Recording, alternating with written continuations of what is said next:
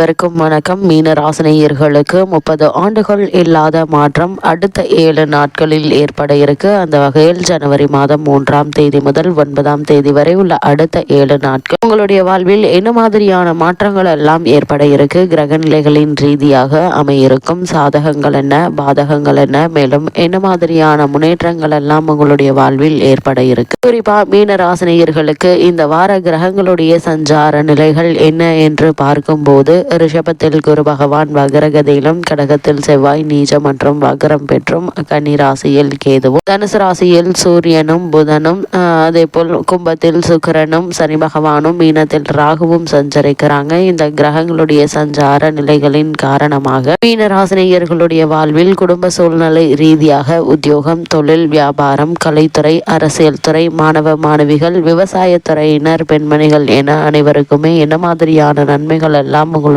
வாழ்வில் ஏற்பட இருக்கு என்பது குறித்தான முழுமையான பதிவை தான் இந்த வீடியோல நம்ம விரிவா பார்க்க போகிறோம். அந்த வகையில மீனராசி சேர்ந்த புரட்டாதி 4ஆம் பாதம் முதல் உத்திரட்டாதி ரேவதி வரை உள்ள நட்சத்திரக்காரர்களுக்கு இந்த அடுத்த 7 நாட்களான ஜனவரி மாதம் 3ஆம் தேதி முதல் 9ஆம் தேதி வரை உள்ள அடுத்த 7 நாட்கள் குடும்ப சூழ்நிலை ரீதியாக என்ன மாதிரியான முன்னேற்றங்கள் எல்லாம் ஏற்பட இருக்கு என்று பார்க்கும்போது, ஜென்ம ராசியில் ராகு நிலை கொண்டிருப்பதால் பல வகைகள்லையும் பணம் செலவழியுங்க. குடும்ப சூழ்நிலை மன நிம்மதியை பாதிக்குங்க. ஒரு கவலை தீர்ந்தால் அவ்விடத்தில் மற்றொரு கவலை உருவாகும். தற்போது உங்களுக்கு 7.5 சனியும் நடைபெறுகிறது. கைப்பணத்தை எண்ணி எண்ணி செலவழிங்க. இத்தகைய கிரக நிலைகளின் போது கடன் வாங்கினால் பின்பு அடைக்க முடியாத அளவிற்கு அது வளர்ந்துவிடும் என புராதான ஜோதிட கிரகங்கள் விலக்கி இருக்கு. குடும்பத்திலும் புது புது பிரச்சனைகள் ஏற்பட்டு மன நிம்மதியை பாதிக்குங்க. திருமண முயற்சிகள்ல வரன் அமைவதில் தடங்கல்கள் ஏற்படுவதற்கான வாய்ப்புகள் இருக்கு. அதனால் வரனை பற்றி தீர விசாரித்து ஆராய்ந்து அதற்கு பிறகு வரனை நிச்சயிப்பது நல்லதுங்க. எடுத்தோம் கௌதம் என்ற திருமண முயற்சியில் ஈடுபட வேண்டாம். அதே போல் உங்களுடைய ராசிக்கு 10ல் சூரியனும் 11ல் சுக்கிரனும் இருப்பது பாலைவனத்தில் பசுமையான நிழலும் நீரும் இருப்பதை போல இருக்குங்க. எத்தனையோ பிரச்சனைகளுக்கு நடுவில் இந்த வாரம் உங்களுக்கு சில ஆறுதல்கள் தரலாங்க. இந்த வாரம் முழுக்க உங்களுடைய ராசிக்கு பாக்கியஸ்தானத்தில் புதன் இருந்து ராசியை பார்க்கிறார். ராசிநாதனும் அவரை பார்க்கிறாருங்க. அதனால இந்த வாரத்தை பொறுத்த வரைக்கும் மீன ராசினியர்களுடைய வாழ்வில் ஆடை அணிகலன் முதலிய பொருட்களை வாங்கி மகிழ்ச்சி அடையக்கூடிய ஒரு வாரமா அமைஞ்சிருக்குதுங்க. அதே போல பொருளாதார ரீதியாக எந்த பிரச்சனையும் இந்த வாரத்தில் ஏற்படுவதற்கான வாய்ப்புகள் இல்லை. அதே போல உங்களுக்கு ஏற்கனவே பழைய கடன்கள் இருந்துச்சு அப்படின்னா அவற்றை அடைத்து நிம்மதி பெறுவதற்கான முயற்சிகளை நீங்கள் மேற்கொள்வது மிக மிக நல்லதுங்க. அது மட்டும் இல்லாமல் எந்த ஒரு செயலை செய்வதற்கு முன்னரும் ஒரு முறைக்கு 2 முறை தீர விசாரித்து ஆராய்ந்து அதற்கு பிறகு அதற்கான முயற்சிகளை மேற்கொள்வது மிக மிக நல்லது என்பதை கிரகங்களுடைய சஞ்சார நிலைகள் தெளிவாகவும் உறுதியாகவும் எடுத்து காட்டுதுங்க. அதே போல மீனராசினியர்களுக்கு குறிப்பாக உத்தியோகஸ்தர்களுக்கு அடுத்த 7 நாட்கள் மேலும் என்ன மாதிரியான நன்மைகள் எல்லாம் உங்களுடைய வாழ்வில் ஏற்பட இருக்கு என்று பார்க்கும்போது, உத்தியோகக்காரகரான சனி பகவான் விரயஸ்தானத்தில் அமர்ந்து 7.5 சனி காலத்தில் ஆரம்பித்து 7.5 சனி காலத்தையும் ஆரம்பித்து வைத்திருக்கிறாருங்க. இதனால அலுவலகத்தில் சுமை சக்திக்கு மீறியதாக இருக்குங்க. இந்த வாரத்தை பொறுத்த வரைக்கும் மேலதிகாரிகளுடைய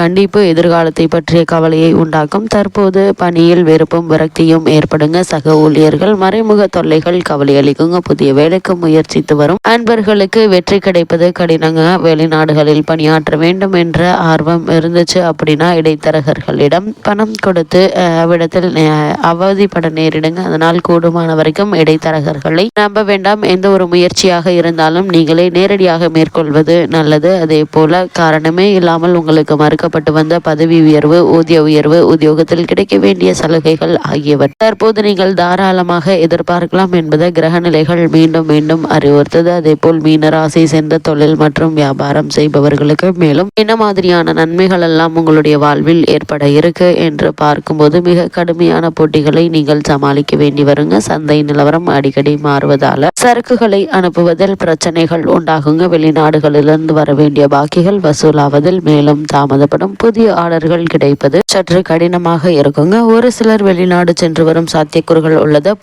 புதிய முதலீடுகள் தற்போதைக்கு ஒத்தி போடுவது நல்லது என்பதையும் கிரக நிலைகள் அறிவுறுத்தது. அதே போல முதலீடுகள் வீடுகள் சம்பந்தமான விஷயங்கள்ல அகலக்கால் வைக்க வேண்டாங்க. என்ன மாதிரியான விஷயமாக இருந்தாலும் கூட முன் அனுபவம் உள்ளவர்களிடமும் பெரியோர்களிடமும் ஆலோசனை பெற்று அதற்கு பிறகு அதற்கான முயற்சிகளை மேற்கொள்வது மிக மிக நல்லது என்பதை கிரக நிலைகள் மீண்டும் மீண்டும் அறிவுறுத்துதுங்க. அதே போல கலைத்துறையினரை பொறுத்த வரைக்கும் சற்று சிரமமான ஒரு காலகட்டத்தில் நீங்கள் இருப்பதை கிரக நிலைகள் எடுத்து காட்டுது. திடீரென்ற வாய்ப்புகள் குறையுங்க. வர வேண்டிய பாக்கிகள் கைக்கு கிடைக்காது இருப்பதை கொண்டு சமாளிப்பதுதான் இந்த காலகட்டங்கள்ல முக்கிய பிரச்சனையாக இருக்குங்க. குறிப்பா திரைப்படத்துறையினர் வசதியாக இருந்து தாராளமாக செலவழித்து பழக்கப்பட்டதால தற்போது சீரான வருமானமின்றி துன்பப்பட இருக்கீங்க என்பதை கிரக நிலைகள் குறிப்பிட்டு காட்டுது. அனைத்து வசதிகளையும் குறைத்து கொள்ள வேண்டிய ஒரு காலகட்டம் என்று தாங்க சொல்ல வேண்டும். வைத்திய செலவுகள் சற்று அதிகமாகவே இருக்குங்க. அது மட்டும் இல்லாம அரசியல் துறையினரை பொறுத்த வரைக்கும் இக்காலகட்டம் முழுவதும் அரசியல் மற்றும் தொழில்துறை கிரக நிலைகள் சாதகமாக இல்லைங்க. இந்த நிலையில இளரை சனி ஆரம்ப காலம் சேர்ந்து கொண்டிருக்குதுங்க. கட்சியில் ஆதரவு குறையும். எதிரிகள் யார் நண்பர்கள் யார் என புரிந்து கொள்ள முடியாத அளவிற்கு மனதில் குழப்பம் ஏற்படுங்க. மேலதிகாரிகள்